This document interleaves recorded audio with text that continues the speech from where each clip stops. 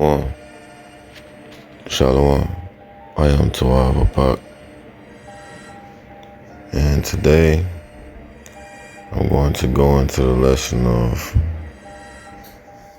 what a mighty man really is, and who the mighty men are, and how strong they was. Like, what we consider mighty men, and what mighty men were. Mighty men in the Bible are way far stronger than men of today. Men of today, like what you would call bodybuilders, are nothing compared to the mighty men of the past. Mighty men in the Bible were what you would call it, like superhumans. Superman, the idea of Superman came from these people. And they actually were the children of the sons of God. And I'm not talking about angels. I'm talking about like Noah and his descendants, like the children, the sons, the men that God chose to be promised on the earth, to be chosen. They're the children of these people. And we can find that in Genesis 6 and 4.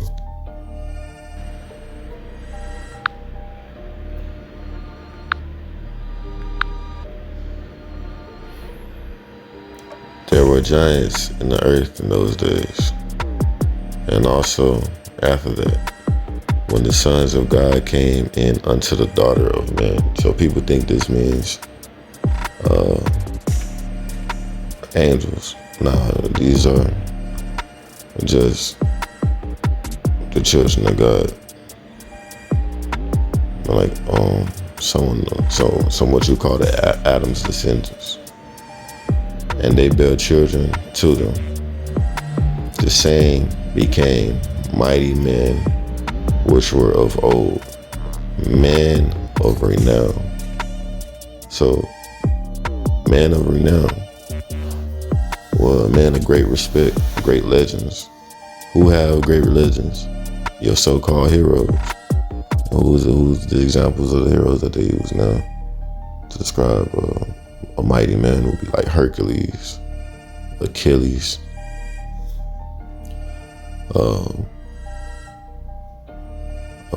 Perseus, I believe.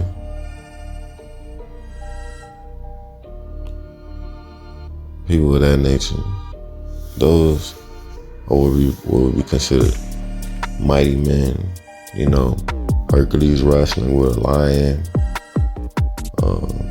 Perseus supposedly like fighting for the gods. Achilles being able to just run through soldiers until you cut his heel. You're about to find out who they really got these guys from.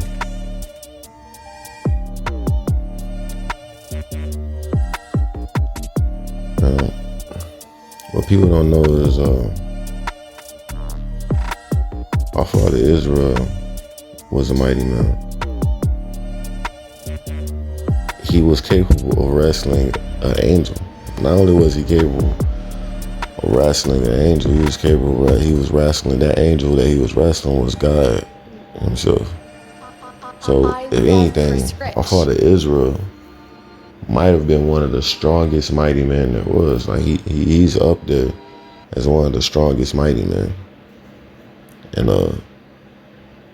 he just wasn't confident in his own strength at the time. He doesn't know how strong he was. And we could find that in 2 Samuel 17 and 10. Like, he never once stated, I don't think he ever once stated he was a mighty man. But it was actually later confirmed that he actually was one of them. And you can find that in, I believe, 2 Samuel 17 and 10.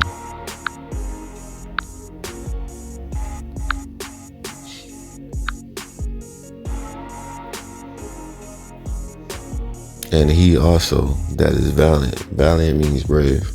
whose heart is as the heart of a lion, shall utterly melt. For all Israel knoweth that thy father is a mighty man, and they which be with him are valiant men. So our father Israel was a mighty man. He was one of these superhumans, like super soldiers. He didn't even know it. He was one of these super soldiers, right? You think about somebody like Captain America, he would be nothing compared to these men. They would dog walk him. Talk about fighting the Incredible Hulk. Like, if you knew what angels could just do to people, Hulk is nothing. Like, one mighty man was capable of killing 800 men with his spear alone. And we can go to 2 Samuel 23 and 8 to bring that up.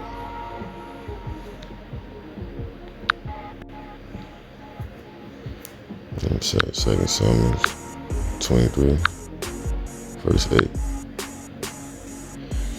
These by the names of the mighty men whom David had: the Tachmonite that sat in the seat, chief among the captains. The same was Adino the Eznite. He lifted up his spear against 800 whom he slew at one time. We talk about Samson. There's a lot of mighty man guys out here that rival the strength of Samson, and this dude is one of them. Samson killed 1,000 men with a donkey ass. This guy right here killed 800 with a spear, and that's not unusual for mighty men to do. Here's an example.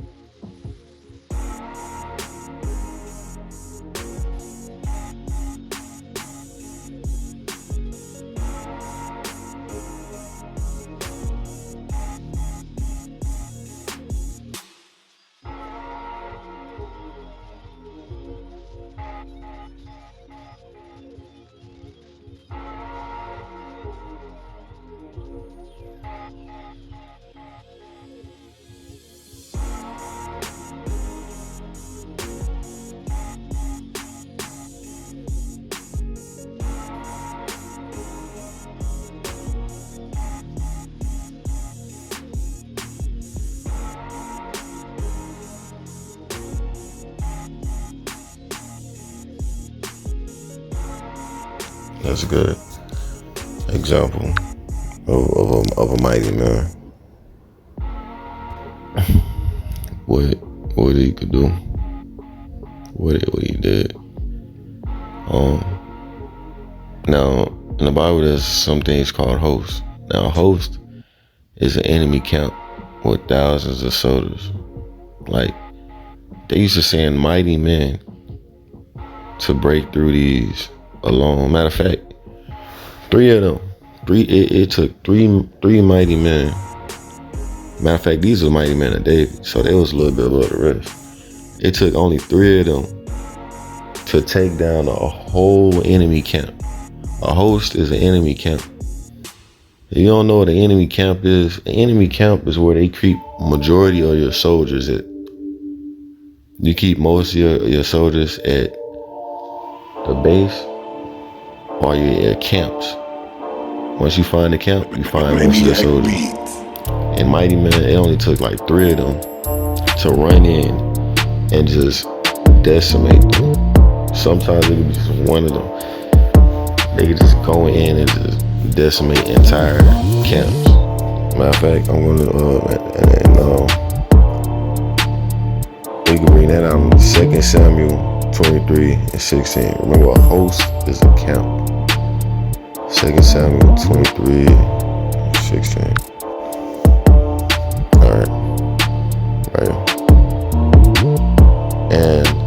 3 mighty men break through the host of the Philistines. What? 3 mighty men?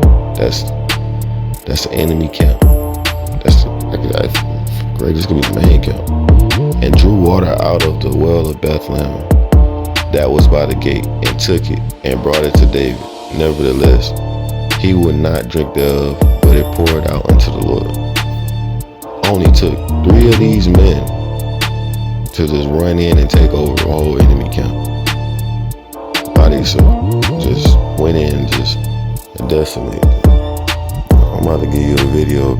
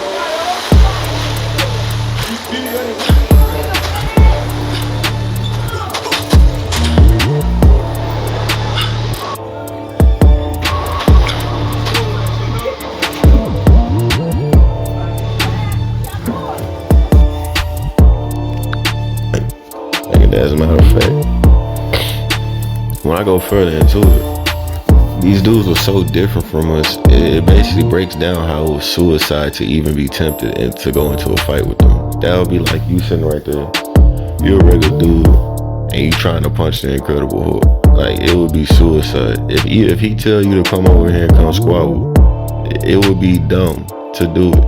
Like, you do not run over there and just steal off on Hook. I don't care if he talked about your mama, don't run over there and go steal off on Hook. And there's a scripture that basically break that down. Like, you do not run over to these dudes and challenge them to a fight at all. Forget your pride. Like, let them have it. Don't do it. And there's actually a tribe, the Israelites, that actually had a lot of we're actually known for having a lot of mighty men. And it was actually the Benjamites, the Banyamians. You know, the West Indians, the so-called West Indians, 12 tribes. From my studies, they had the most mighty men. There was a lot of mighty men, because they ended up having like 20,000. Then those 20,000 bore another 20,000. So, and that was the highest I read so far. Like, there was higher numbers, but those are the ones that out of the tribes that just seemed like they had a high number of mighty men, the highest number of mighty men. Now, and that's in First Chronicles 7:7. Let's get that out.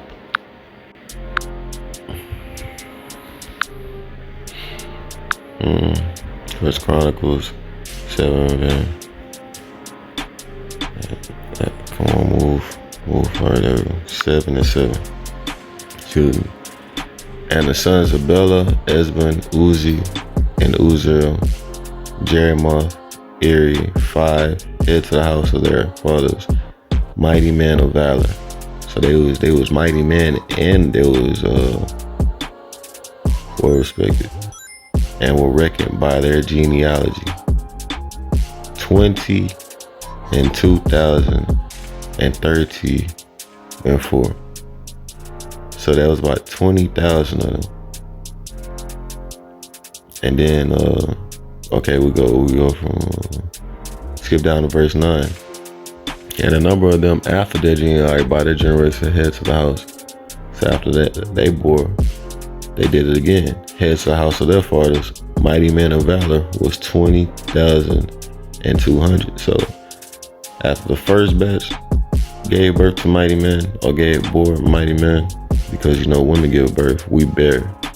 You know what I'm saying? Because we the ones that pop the seed out, so the seed that's bearing or bore, and then it grows into a young man through the woman.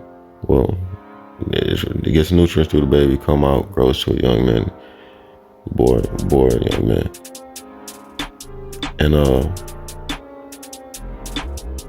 so after the first batch had 20,000, then those 20,000 had 20,000. And this is the tribe of Benjamin. So Benjamin had a lot of mighty warriors. That's why there was a problem when it came to warfare. There was some very mighty people. There was some very mighty and brave people. Now, there's another mighty man who slaughtered soldiers on a lesser scale, but he fought let's put it like this. The 300 Spartans, this man could take out the 300 Spartans by himself. You wanna know how? How do we know that? Well, this dude killed 300 men with his spear by himself. So the 300 Spartans would probably get slaughtered by this dude. And that's in 1 Chronicles 11:11. 11:11. Oh, that's 7:11. Alright, it's like it. And this is the number of the mighty men whom David had: Jasabine and Hachmonite, the chief of the captains. He lifted up his spear against 300 men, against 300 slain by him at one time. So what? This dude slaughtered 300 men by himself.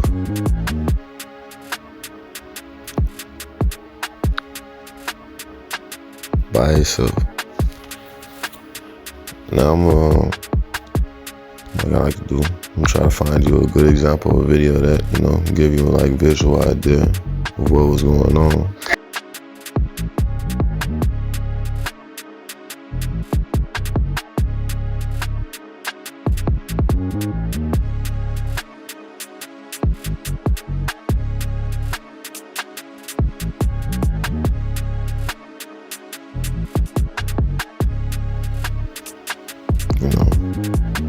Now, 10 mighty men alone can strengthen and defend a whole city. And we can bring that out in Ecclesiastes 7:19.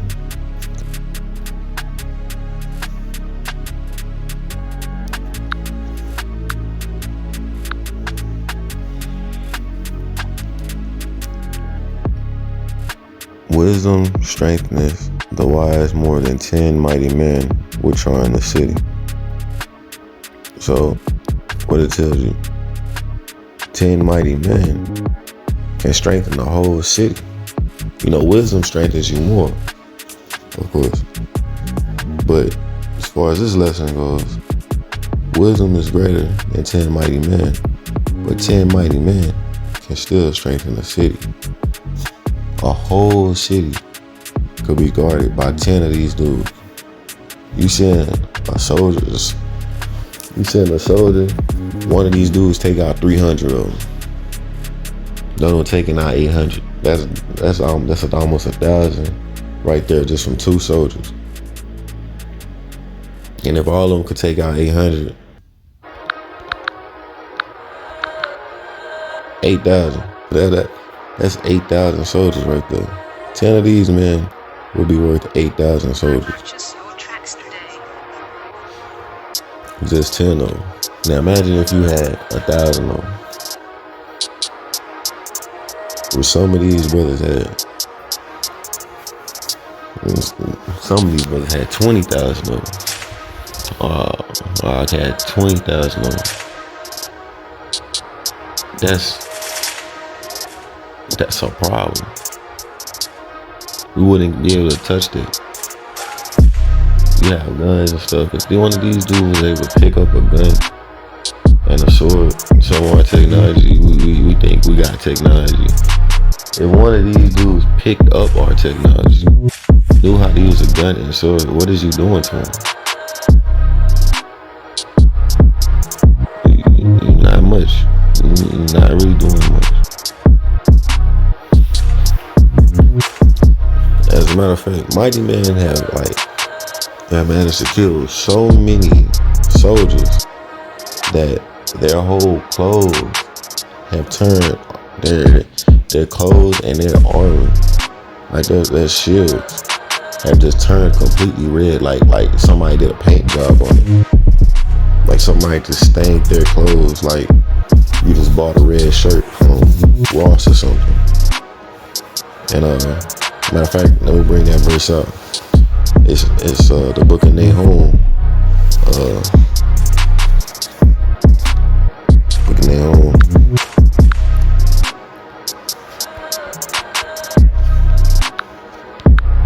Second and third verse. Yeah, second and third. Second chapter, third verse. The shield of his mighty man is made red.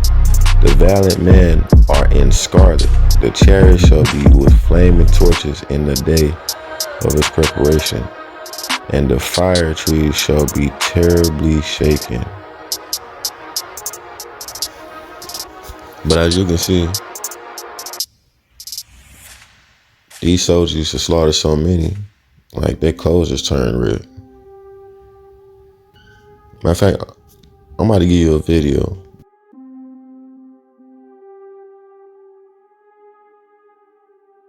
Purchase your tracks today.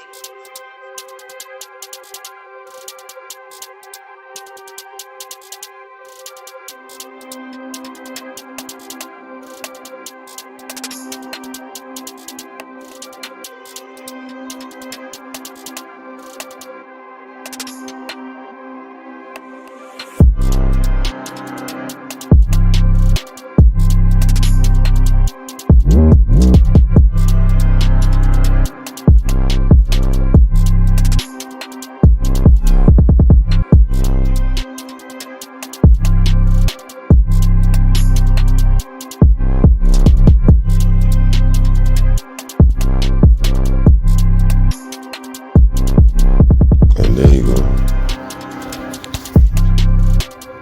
That's just a visual idea with, give you some ideas. Basically, like how serious these guys was. Now, through scriptures, it says, the Lord will make us mighty men since we follow these commandments. And you can get that in Zechariah 10 and 5. Let's just bring that up.